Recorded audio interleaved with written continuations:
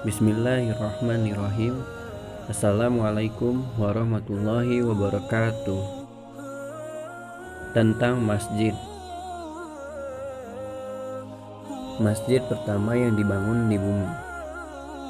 Diriwayatkan dari Abu Dzar radhiyallahu anhu, ia berkata, "Saya bertanya, ya Rasulullah, masjid apa yang pertama kali dibangun di bumi?"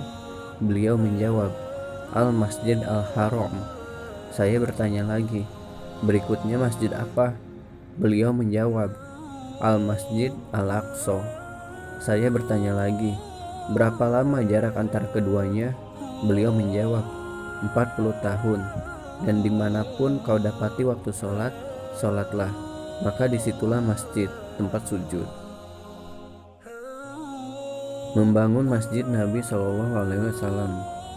Diriwayatkan dari Anas bin Malik radhiyallahu anhu bahwasanya Rasulullah SAW ketika sampai di Madinah, beliau berhenti di bagian atas, yaitu di perkampungan Bani Amr bin Auf. Lalu beliau tinggal di situ selama 14 malam. Kemudian beliau mengirim utusan kepada para pemimpin Bani Najjar. Mereka lalu datang dengan menyandang pedang. Kata Anas, seolah-olah saya masih melihat Rasulullah SAW di atas kendaraannya dengan didampingi Abu Bakar, dan para pemimpin Bani Najjar itu berada di sekeliling Rasulullah SAW, sehingga bertemu di halaman rumah Abu Ayyub.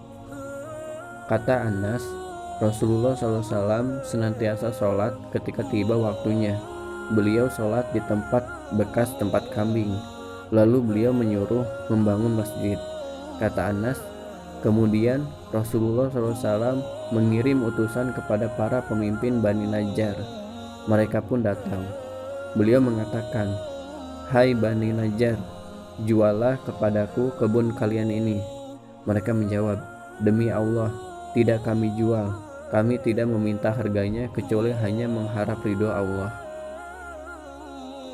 Kata Anas, di dalam kebun itu terdapat pohon kurma, kuburan orang-orang musyrik, dan puing-puing bangunan. Rasulullah SAW memerintahkan untuk menebang pohon-pohon kurma itu. Kemudian kuburan orang-orang musyrik tersebut dibongkar dan puing-puingnya juga diratakan. Kata Anas, mereka kemudian menyusun batang-batang pohon kurma menjadi bangunan searah kiblat, dan mereka membuat pintu bangunan dari batu. Kata Anas, sementara Rasulullah SAW bersama mereka, sambil bekerja mereka bersenandung, yang artinya, Ya Allah, tiada kebajikan melain kebajikan akhirat, maka tolonglah kaum Ansor dan kaum Muhajirin. Masjid yang didirikan atas dasar takwa. Diriwayatkan dari Abu Salamah bin Abdurrahman, ia berkata, Abdurrahman bin Abu Sa'id Al-Khudri radhiyallahu anhu lewat di hadapan saya. Saya bertanya kepadanya, bagaimana kamu telah mendengar ayahmu menyebutkan masjid yang didirikan atas dasar takwa? Dia menjawab, ayahku mengatakan, saya pernah menemui Rasulullah SAW di salah satu rumah istrinya. Lalu saya bertanya, ya Rasulullah, mana masjid yang didirikan atas dasar takwa? Kata ayahku, kemudian beliau mengambil segenggam kerikil, lalu melemparkan atau menjatuhkan ke tanah. Kemudian beliau berkata, yaitu masjidmu yang ini, maksudnya masjid Nabi di Madinah. Kata Abu Salamah, saya bersaksi bahwa saya telah mendengar ayahmu menuturkan seperti ini. Keutamaan sholat di Masjid Nabawi dan Masjidil Haram. Diriwayatkan dari Ibnu Abbas radhiyallahu anhu bahwasanya seorang perempuan menderita sakit.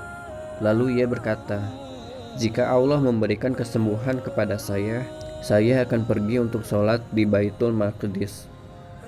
Kemudian perempuan itu sembuh. Lalu bersiap-siap ingin pergi, namun dia datang kepada Maimunah, istri Nabi SAW. Lalu perempuan itu mengucapkan salam kepada Maimunah.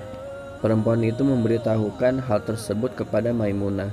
Lalu Maimunah mengatakan, duduklah, makanlah apa yang telah kau persiapkan, dan lakukan sholat di masjid Rasulullah SAW, karena saya telah mendengar Rasulullah SAW bersabda, sholat di masjid Madinah lebih utama daripada 1000 sholat di masjid lain kecuali di Masjidil Haram. Mendatangi Masjid Quba dan sholat di situ. Diriwayatkan dari Ibnu Umar radhiyallahu anhu, ia berkata, Rasulullah SAW pernah mendatangi Masjid Quba dengan berkendaraan dan berjalan kaki, lalu sholat di situ 2 rakaat. Keutamaan orang yang membangun masjid karena Allah. Diriwayatkan dari Mahmud bin Labid radhiyallahu anhu bahwasanya Utsman bin Affan radhiyallahu anhu ingin membangun masjid, namun orang-orang tidak menyukai hal itu dan mereka senang untuk membiarkan masjid itu apa adanya. Lalu Utsman mengatakan, saya pernah mendengar Rasulullah SAW bersabda, barang siapa membangun masjid karena Allah, maka Allah membangun untuk orang itu bangunan yang semisal di surga. Keutamaan masjid. Diriwayatkan dari Abu Hurairah radhiyallahu anhu bahwasanya Rasulullah SAW bersabda, tempat yang paling disukai oleh Allah adalah masjid, dan tempat yang paling dibenci oleh Allah adalah pasar. Keutamaan banyaknya langkah menuju masjid. Diriwayatkan dari Ubay bin Ka'ab radhiyallahu anhu, ia berkata, seorang laki-laki dari kaum Ansor, rumahnya paling jauh di Madinah, namun dia tidak pernah tertinggal sholat bersama Rasulullah SAW. Kata Ubay, saya merasa kasihan dengannya. Lalu saya katakan, hai Fulan, sebaiknya kamu membeli seekor himar yang melindungimu dari panas terik dan rintangan perjalanan. Dia menjawab, demi Allah, saya tidak senang kalau rumah saya berdampingan dengan rumah Rasulullah SAW. Kata Ubay, orang itu kemudian saya ajak menemui Rasulullah SAW. Lalu saya ceritakan keadaannya. Kemudian Rasulullah SAW memanggil orang tersebut. Lalu dia katakan kepada beliau seperti itu. Dia mengatakan kepada Rasulullah SAW bahwa dia mengharapkan pahala dari jejak perjalanannya. Maka Nabi SAW bersabda kepadanya, kamu memperoleh pahala seperti yang kamu harapkan.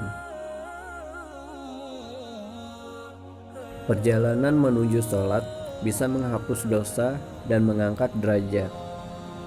Diriwayatkan dari Abu Hurairah radhiyallahu anhu, ia berkata, Rasulullah SAW pernah bersabda, barang siapa bersuci di rumahnya lalu berjalan menuju salah satu masjid untuk menunaikan sholat fardu, maka setiap 2 langkahnya, yang satu menghapus dosa dan yang lain mengangkat derajat.